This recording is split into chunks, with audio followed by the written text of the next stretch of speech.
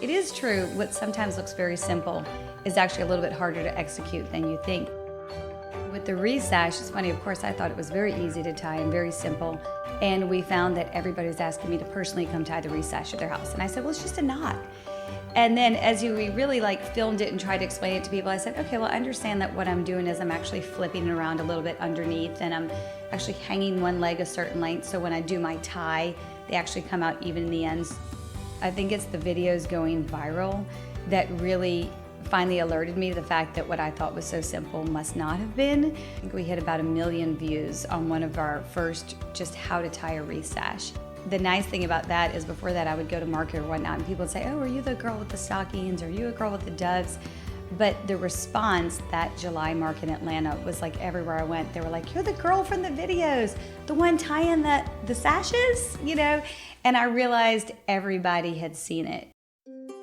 In 2018, I was on a work trip which coincided with the Heavenly Bodies exhibit at the Met. The Heavenly Bodies exhibit showed the parallels between the traditions of the Catholic Church and fashion design, two things that have always been really inspirational for me. Fig and dove has always been a symbol of hope and peace, and there's sort of been a religious thread going through all of our design elements. And so that exhibit really struck me as, okay, here's some ways to incorporate hope and peace and religion into some of our items and at the same time keep them fashionable, cool, and forward-thinking. The one that actually stopped me in my tracks was this very simple severe mannequin. And it had this very, very simple sash tied around the waist. And I sat there looking at that because I'm a very simple person. And I thought, that could be tied on a wreath. So we put them into production in October 2018, which really was our first sale. And we made them out of the same fabric we were making our stockings out of, which was a no-brainer. And then adding the monogram at the bottom really was just the perfect finishing touch. Over the course of the few weeks when we were developing samples, I just kept calling it Wreath Sash, Wreath Sash.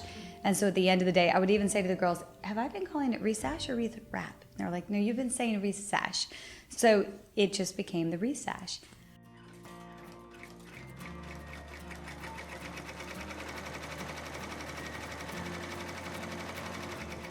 So of course, originally I thought of this as something to adorn your door for the holidays, but Christmas came and went and the sashes kept selling. The front door became very important during COVID and people weren't bringing people into their homes, and everybody started focusing on hanging out with their neighbors in their streets and on their front porches, so everybody was very focused on what did the outside of my home look like, particularly the front door.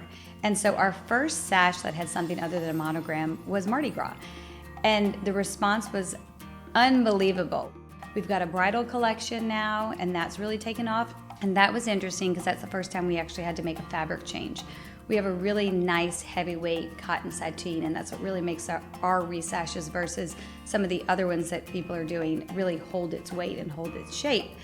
But when it comes to a bride, it actually really wasn't a bridal fabric per se. So we introduced a fabric that is more consistent with what a bride's gown would look like, and thus we developed the bridal collection, and that's been a great success for us.